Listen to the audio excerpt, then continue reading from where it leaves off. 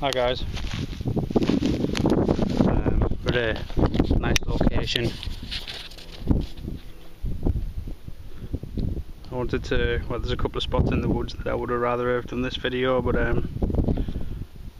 the non-native mosquitoes are just pretty damn horrendous today. So I found somewhere where they aren't, which is in the wind. There you go, there is a bite, I don't know whether you can see it on there.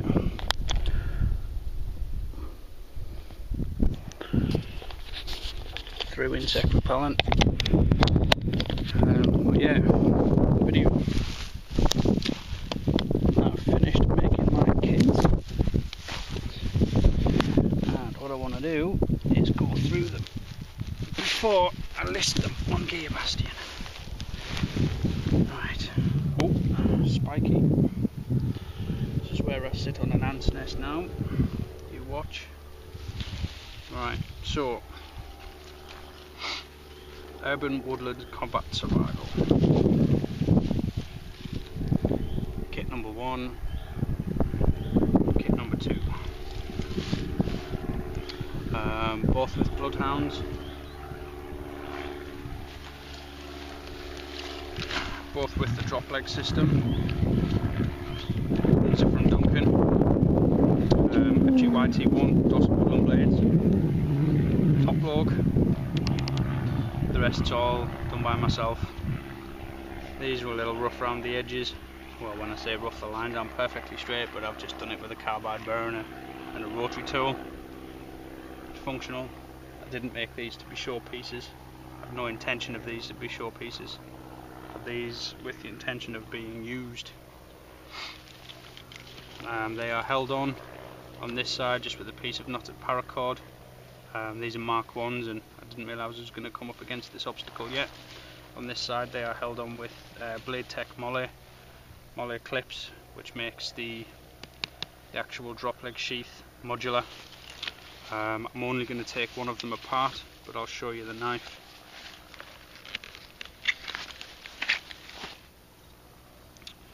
That's the first one, or is it second one? No, that's number 2. It's Bloodhound number 3. I've got other videos on this knife, which you can go have a look at. This one has 1x1 Tiger Stripe 3/8 thick G10 scales in camo. I think it's a Digicam. Can't remember the names of them. 5mm titanium pins. Knurled, I suppose you call it knurled, pommel. Both of them are the same. The heat treated to around 56 Rockwell. 01 tool still. This one has crisp grind lines on it. The other one's slightly different. They're hair popping sharp. Milled fullers. These are proper handmade. 100% handmade. The hole doesn't line up quite perfectly there, but hey ho.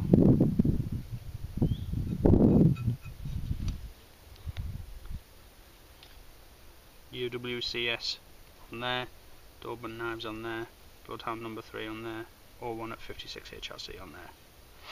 That's that one.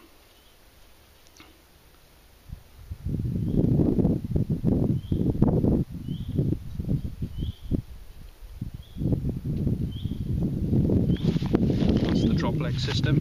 Put that one back in there for now. Well, actually no, I won't. I'll just put this to one side for now. I'll do a close up on the 2 knives in a minute. This one, this is my favourite blue drop. Same Dropleg system. It's fully adjustable.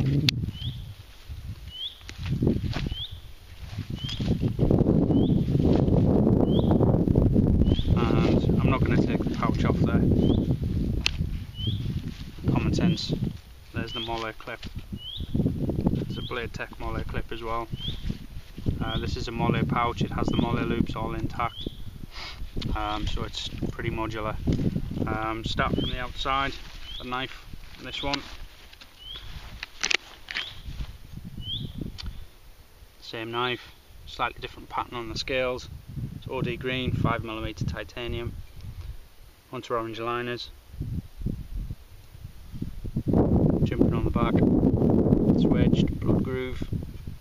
This one, I've gone not so much for a convex, but I went over it with a Scotch Brite belt, just to knock the edges off, give it a nice clean look.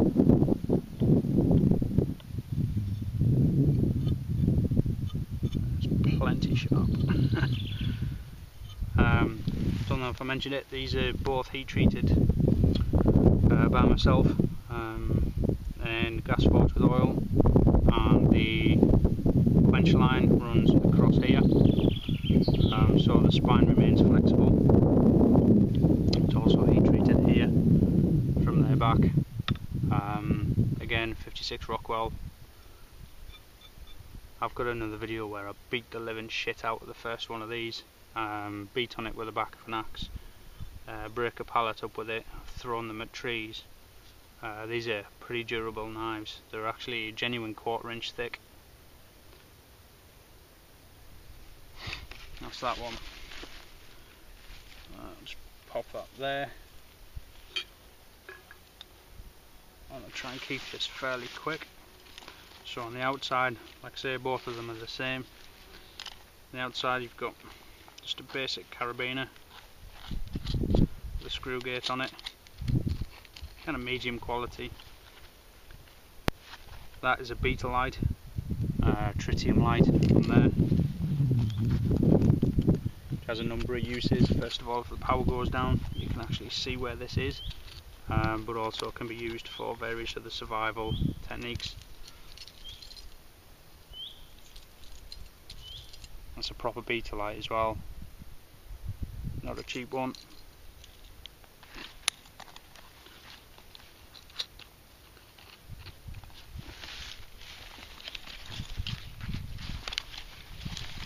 Fairly compact. Say this is fully disassemblable. I'm not going to do that because I don't see the point.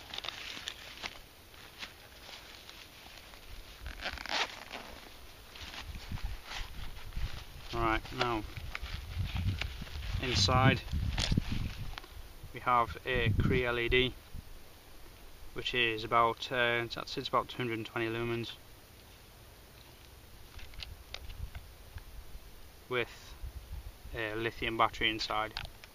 This one is a non-adjustable circuit, so it's just on and off, but it can be focused by sliding the bezel forward and back, and there's enough magnification in that lens if you remove it to actually start fires with comfortably. So there's your torch. Never thought this out very well actually. Torch there.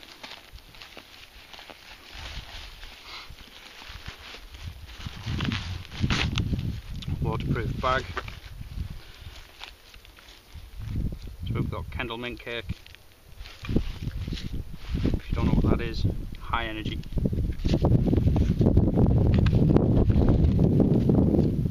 Wire saw,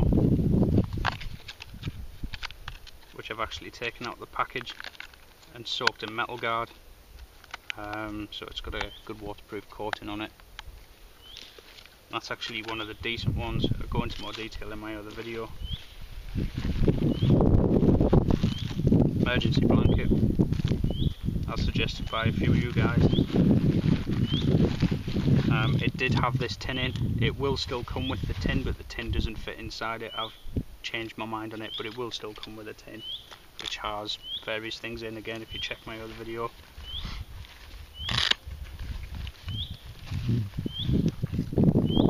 We have a piece of bimetal hacksaw blade, Swedish made, bimetal as well. It's not a shitty hacksaw blade, that's a good one.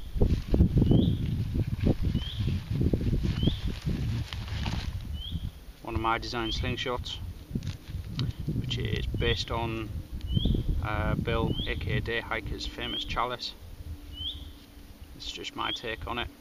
Nice and simple, bit rough around the edges, finished in Danish oil so it is waterproof. There's a couple of voids in it here and there, but it's not built for prettiness. It's got TheraBand gold on it. Good pouch on there. Just a word of notice. Most people throw the bands away when they snap. They throw the pouches away. These are really good pouches. They're actually eShop, made by a guy called eShop. Keep the pouches. They're really reusable. I've got some ammo, 9.5mm steel ball bearings.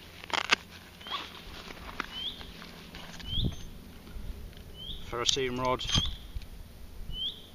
and fishing float, which you will see what for in a minute.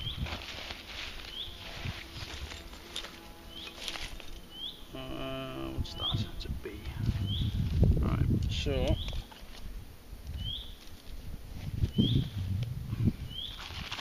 move this stuff out of the way.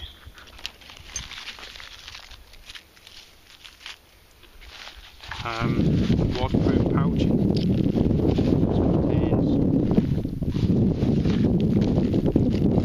Large sterile fill dressing.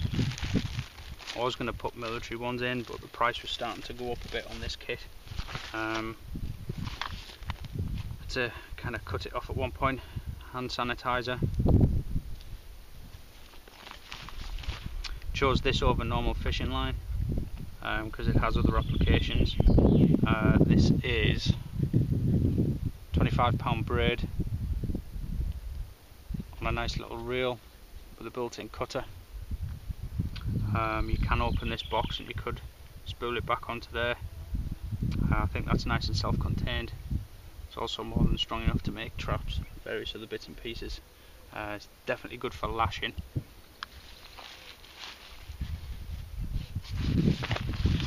First aid kit. Insect repellent. I've put natural in there, didn't want to put DEET in there in case anybody's allergic to it. Paracord, about 3 meters ish if I remember right, maybe a bit more. And this is what I've substituted that for. In here, spare set of bands for the catapult, and an assortment of fishing stuff in here. Kind of got the idea from D. Johnson Bear. If I've got that right, I hope I've got that right. So a spinner in there, some floating fake foods, some little floaty bead things, loads of swivels, various different hooks. I'm not going to go into detail on what all the different bits and pieces are. That's all nice and contained inside there. What I might do, I haven't decided yet, is wrap that in duct tape.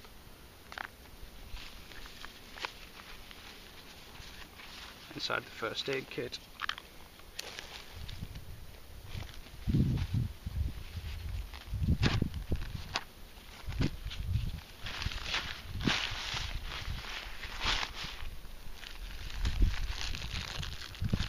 A lot of time and effort gone into this as well, and money. Got a bottle of iodine, multiple uses for iodine, especially in a survival situation. Small pair of scissors, lady bullets for starting fire, plugging wounds, water carriers, 2 of. Inside there's some waterproof, windproof matches, a striker that are in their own sail bag, and some safety pins.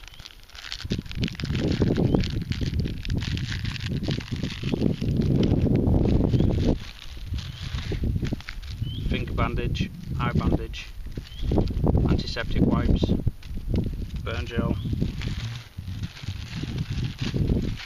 I took all the plasters out that were shit and put decent ones in. The waterproof fabric ones, the proper elastoplast ones, concrete patch in there.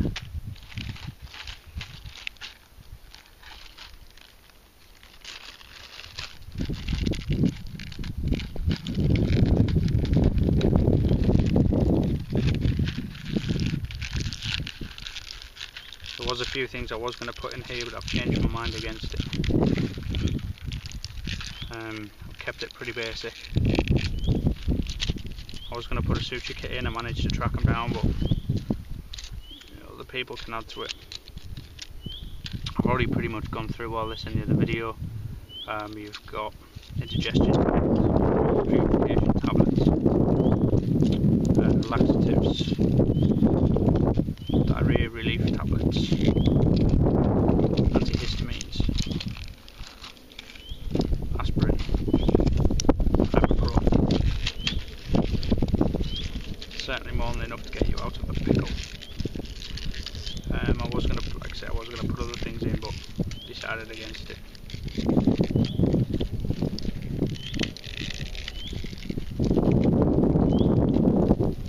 Sort them out in a minute. Didn't need to take pictures of it anyway.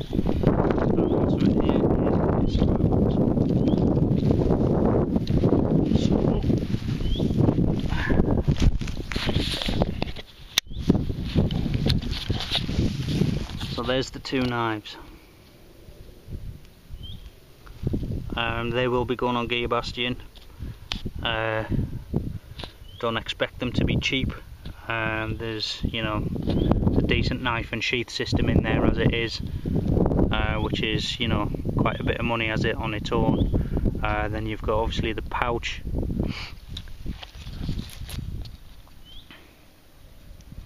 You've got the first aid kits. You've got the fishing kits. You've got the torch, the battery, carabiner, the wire saw, the ferro rod, the beetle light, the mint cake, slingshot ammo, or catty ammo, saw, ferro rod, hacksaw blade, paracord, insect repellent, hand gel. There's all your other bits and pieces there, and the actual drop leg itself. Just in case you haven't seen the other video, I don't actually have a belt on me, but basically this is all adjustable. That will then sit on there, strap around your leg. Personally I would ride it a bit higher. There you go, that's a pretty comprehensive kit there. Certainly more than capable to get you out of a pickle, and these knives themselves are more than capable of being embedded on the back of the hammer. You could get into a building with one of these quite comfortably. And again, there is other videos. There is another main video where I beat the shit out of this. Not this exact knife, that one sold, but this design with the same heat treatment. There you go. Cheers guys.